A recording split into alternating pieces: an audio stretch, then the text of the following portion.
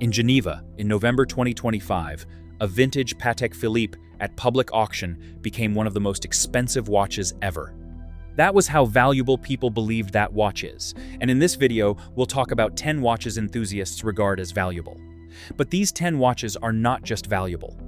They were pieces that have moved beyond market logic into something stranger and more permanent. If one of these is sitting in a drawer somewhere in your house right now, stop everything you are doing and watch. Number 10. The Vacheron Constantin, 222. There is a version of collecting history where 3 watches define the entire 70s era of luxury sports design: the Royal Oak, the Nautilus, and one other. Most people can only name 2. The Vacheron Constantin, 222, launched in 1977, the year of the brand's 222nd anniversary. It was designed by a then unknown 24-year-old named Jörg Heisek, not by Gerald Genta, which is what half the internet still believes. Heisek gave it a tonneau-shaped case, hexagonal bracelet links stamped with the Maltese cross, and a movement so thin, 7 millimeters, it still barely makes sense. The caliber 1120 was the thinnest full-rotor automatic on Earth at the time. All of that in a case and bracelet you could wear to a board meeting and a beach dinner without changing. It sold. Then it stopped selling. Production ended in 1984 after just 7 years. The whole run, across all sizes and materials combined, produced roughly 3,100 pieces. The steel jumbo, the one collectors actually want, came in at fewer than 500 examples. 500. In the entire world. For decades, it sat in the shadow of the Royal Oak and the Nautilus. It was the third wheel at the most exclusive table in watchmaking. Collectors who found one in the early 2000s paid almost nothing for it. One forum thread from 2008 has someone asking if $40,000 is too much. The replies are not kind about the seller.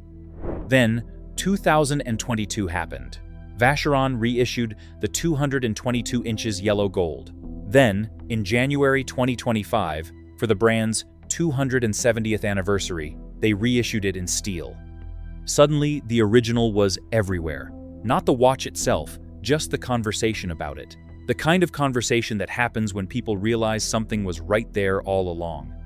Original steel examples now trade between £50,000 and £100,000, depending on condition.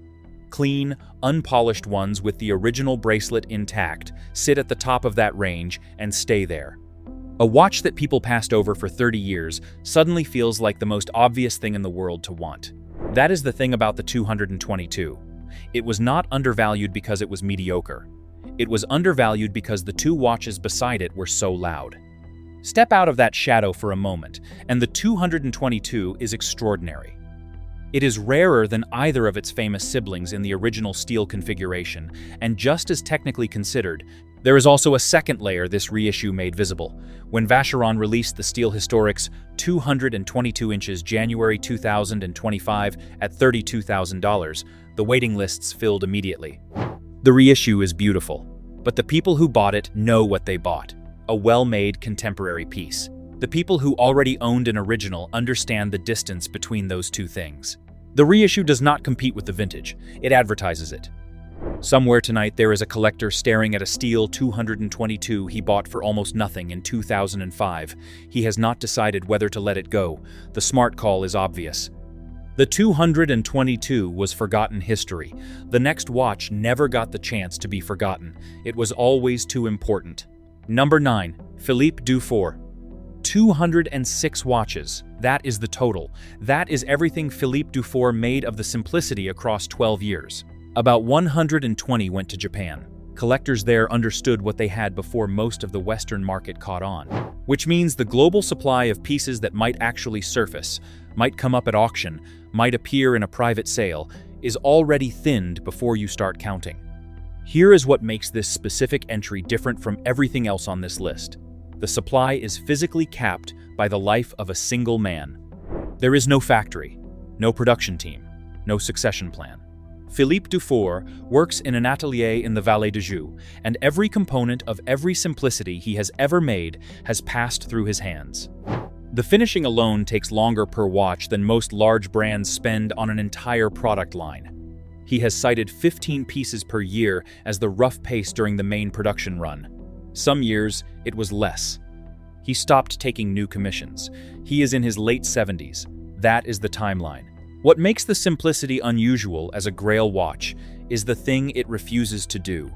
It does not have a tourbillon, no perpetual calendar, no repeater. The entire point was the opposite. A time-only movement so meticulously finished that every other watch with 3 hands and a sub-seconds feels like it was assembled in a hurry. The finishing on the simplicity is not a feature. It is the argument.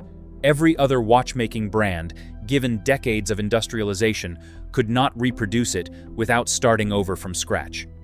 In December 2025, one went at Philips New York for $1,168,000. That beat the estimate by 139%. In May 2025, 2 simplicity examples sold at Philips Geneva in a single session. $524,000 and $787,000 respectively, the latter beating estimate by 83%. The original retail price in the early 2000s was around 50,000 Swiss francs. By the end of the first run in 2014, it had risen to 100,000. If you somehow got on the list after that, the price is 650,000 Swiss francs. The secondary market has already left that behind. There is a specific kind of collector who owns a simplicity and refuses to discuss what it might be worth now. Not because they do not know, because the number has started to feel detached from the object they actually own. The watch did not get more beautiful. It got rarer. And rarity has a way of turning something personal into something contested. One man, 200 watches. A lifetime. The next watch is the work of one of history's most controversial knights. Number 8. Royal Oak. The story starts at 4 o'clock in the afternoon, 1971. A phone call. Georges Gaulet, managing director of Audemars Piguet, called Gérald Genta with a single request. He needed a design for a high-end steel sports watch, and he needed it by the following morning. Distributors in Italy and France were asking for something they had never seen before. Genta had one night. Genta drew the Royal Oak overnight, the octagonal bezel inspired by a diving helmet, the visible gasket, the integrated bracelet with alternate finishes on every single link, requiring a level of hand polishing that the factory initially said was impossible. The tapisserie dial with its raised pyramid pattern, no two exactly alike because of natural variation in the cutting process. He invoiced Audemars Piguet 1 Swiss franc for the design. The watch launched at Basel in April 1972. At 3,300 Swiss francs, it cost more than most gold watches of the era. For a steel sports watch, in 1972. People were confused, some were offended, retailers were nervous. AP's own sales team was not sure what to do with it. The A series, the first run, serial numbers marked with A on the caseback, 1 through 1,999, produced 1,937 pieces between 1,972 and 1,975. Not all of them survived unpolished. That is the critical word. Polished. The collectors who know this watch know that polishing destroys value. The alternating brushed and mirrored surfaces on the case and bracelet were engineered to create contrast, and contrast requires sharpness. Once you polish it, you lose the edges, you lose the finish. You have a royal oak-shaped object rather than a royal oak. An unpolished A-series with original bracelet intact, logo down dial, with the AP monogram at the 6 o'clock position, no replacement parts. That is the version collectors mean when they talk about the 5402 ST in serious tones. Chrono 24 currently lists unpolished A-series examples starting at around $118,000. The gap between an original example and a lightly polished one is not small. 53 years later, there is no watch in the entire Audemars Piguet catalog more important than the one that almost did not get made. The Royal Oak became AP's entire identity. The A-series is where that identity was born, in a hotel room on one sheet of paper between midnight and dawn. What would you take for that? The Royal Oak changed an industry. The crash changed what an industry thought a watch was allowed to look like. Number 7. Cartier. The legend says a client's Cartier watch melted in a car fire. The warped wreckage was brought back in for repair, and Jean-Jacques Cartier decided to build something deliberately that looked like that. The legend is false, confirmed by Jean-Jacques Cartier's own granddaughter, who spent years in the family archive. The crash was intentional from the first sketch. Jean-Jacques and his longtime designer Rupert Emerson asked a specific question. What happens to an oval Cartier case if you pull a kink through the middle of it? They built prototypes. One had a cracked crystal to really commit to the crash aesthetic. Jean-Jacques said, "That went too far. The cracked dial was cut. The twisted case stayed." The legend persists because it makes a better story than the truth. But the truth is more interesting. Cartier London decided, deliberately, to make something that looked broken. The 1967 London crash was the result. There are no straight lines on it. The case folds and twists in a way that seems like it should be broken. The dial is asymmetrical. The hands move through a space that has no logical geometry. It does not look like a luxury watch.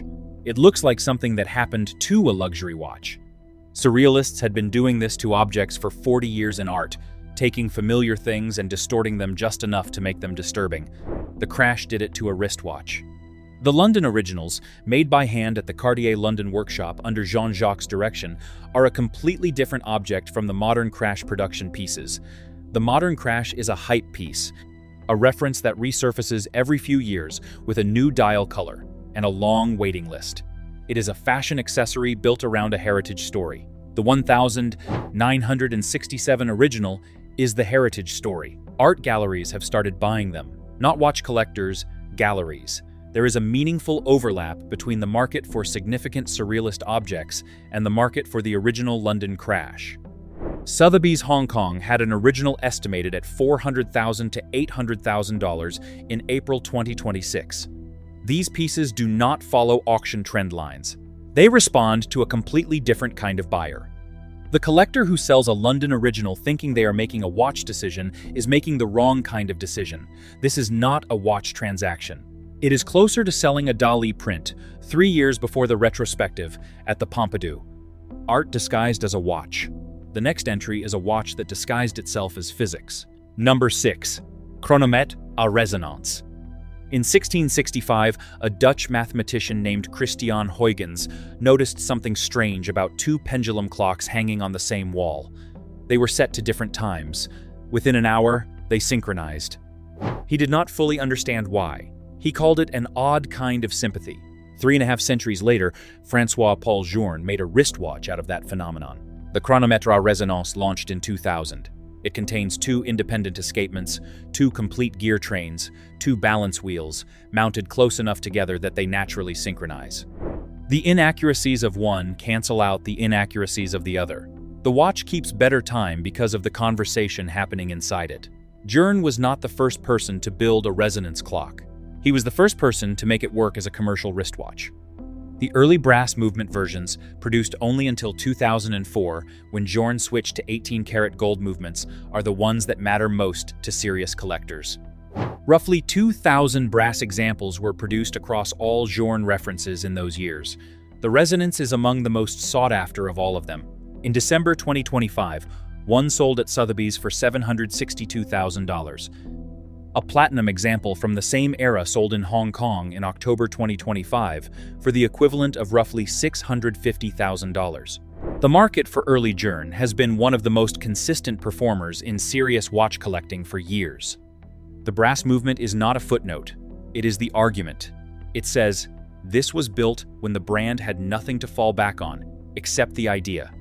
When Journe needed collectors to believe in him, not in a brand name, the early resonances funded the rest of his career. They are the proof of concept that became the foundation. Selling a brass resonance is trading the seed for a season's harvest. You might make money, you will not get the seed back. Science turned into metal. The next watch was born from an industry that was dying and saved the man who built it. Number 5. Patek Philippe Ref 1518. In 1941, the Swiss watch industry was not immune to the effects of the Second World War. Uncertainty was everywhere. Buyers were cautious. And in that climate, Patek Philippe introduced a wristwatch with a perpetual calendar and a chronograph. 2 complications so demanding to build that most watchmakers only attempted them separately. Together, in a wristwatch had never been done before, not by anyone, not in series production. The reference 1518 became the first perpetual calendar chronograph wristwatch ever produced in a series by any manufacturer. 281 total examples over 13 years of production, the overwhelming majority in yellow gold, about 56 in pink gold, which makes them precious, and then, almost incomprehensibly, 4 in stainless steel. Steel was for professionals who needed durability, not for complicated watches.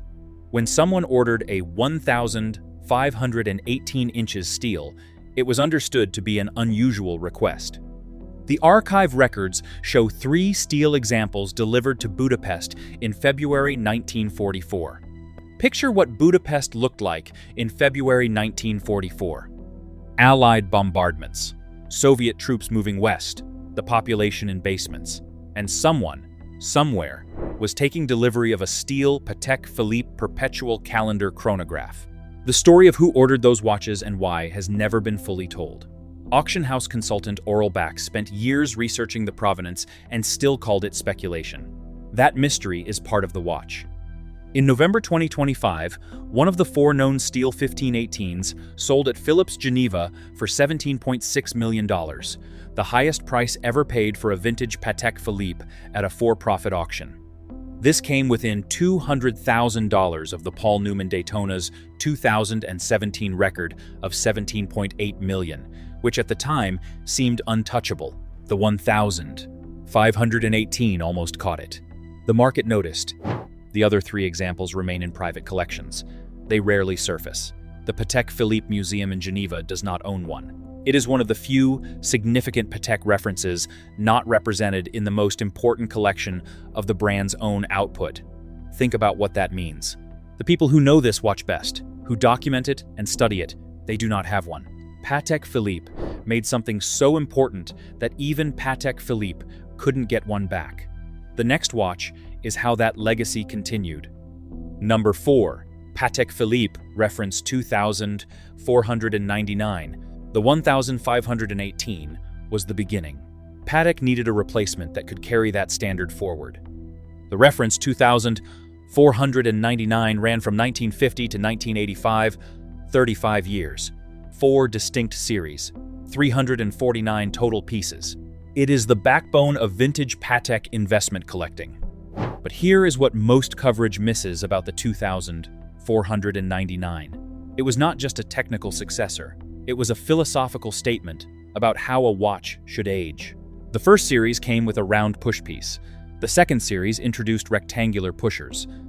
The third and fourth series refined further, different case proportions, different dial configurations, an evolving sense of what the watch was trying to become. Each series feels like a sentence in the same argument, and you need to read all of them to understand what Patek was actually saying. The fourth series is the most refined. Black numerals, glossy dial, Arabic hour markers. The proportions feel modern in a way the first series does not. But the first series has a rawness, an octagonal crown, rounder push pieces that feels almost experimental by comparison. Collectors argue about which is better the way people argue about early records versus late albums of someone they genuinely love. 349 pieces across 35 years. That is fewer than 10 watches per year. Serious analysts have tracked the 2,499 against the S&P 500 over 4 decades and found it outperformed the index on a consistent basis. That is not the reason to own it. But it is a useful number to have when someone asks why a watch is worth what it is worth. The real answer is harder to quantify. The 2,499 is the watch that collectors who have been collecting for 40 years still consider the emotional center of the market, not the flashiest, not the rarest. The one that represents what the entire pursuit is actually about.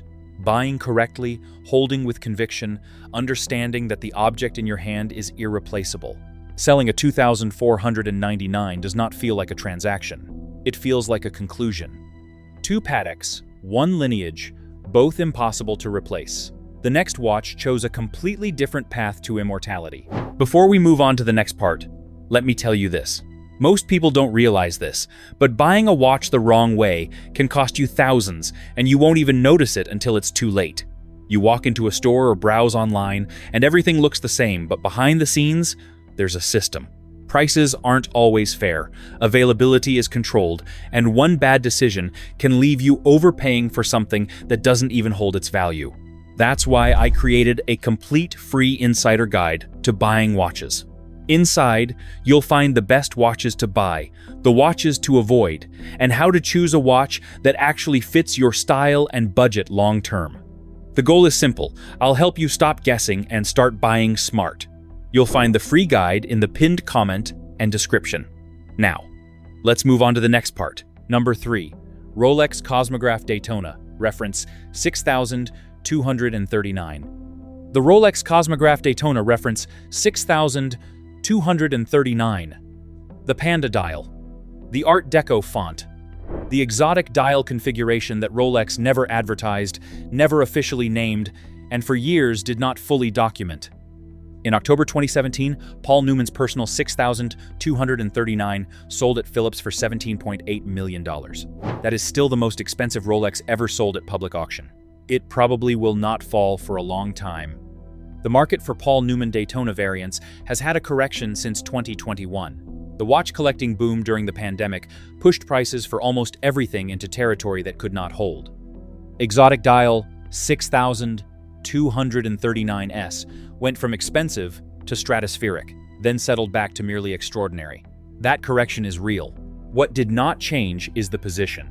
The Paul Newman Daytona is still the single most recognizable Grail watch in the world. Not the most technically impressive, not the rarest on this list, the most famous. And fame in the watch market operates differently than it does anywhere else. It compounds rather than fades, because the number of pieces is fixed and the number of people who want one keeps growing. The term Paul Newman dial is now used to describe an entire category of exotic Daytona variants, and that naming happened organically. Collectors started calling them that in the 90s, when Newman was photographed wearing his no marketing, no campaign, just recognition. There is something in that story that is almost impossible to manufacture. The watch became famous by being worn, not by being sold. Newman wore his because he liked it. He was not a brand ambassador. He was a racing driver who wanted a reliable chronograph. The watch he chose, without any particular strategy, became the defining object in collector watch culture for 3 decades. If you could only hold one watch from this list, which one?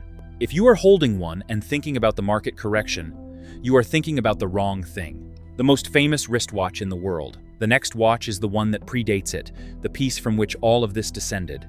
Number 2. Rolex Submariner Ref 6200. In 1954, Rolex introduced the Submariner at the Basel Fair. 3 references came out that year. The 6204 and 6205 offered water resistance to 100 meters. The 6200, designed for professional divers, pushed to 200 meters, which required a different approach to the crown. The solution was an 8mm winding crown, oversized and protruding, with no crown guards. You could see it from across a room. That crown is why collectors call it the Big Crown Submariner. The serial number range for the 6200 runs from roughly 31,900 to about 32,200. Do the math on that. The total production was somewhere around 300 pieces, maybe fewer. One of them surfaced in 2021, inherited by a woman who found it in a box of her uncle's possessions, thought it might be worth something because of the Rolex name on the dial, took it to a jeweler, and sold it through watch collecting for £205,000, the most expensive watch ever sold on that platform at the time. She had no idea what she had. The rarest configuration adds the Explorer-style 369 dial, the same large numerals at 3, 6, and 9 o'clock, normally associated with the Explorer line. Rolex used these dials on early Submariners, apparently as production substitutes when standard Submariner dials ran short. The result is a watch that looks like it came from 2 different design languages, and that tension is precisely what makes it extraordinary. One sold at Philips Geneva in 2019 for 596,000 Swiss francs. Another went at the same house in 2022 for 403,000 Swiss francs. The 6,200 does not look like a valuable watch to someone who does not know what they are looking at. It looks like a tool. Heavy. Blunt. The crown is conspicuously large. There is no date window, no day display, no complications, just time and a rotating bezel. That is exactly the point. The current wave of serious collectors are drawn to the 6,200 specifically because it does not try to impress you. It was built for work. It survived work. And it came out the other side as one of the rarest objects in the history of wristwatches.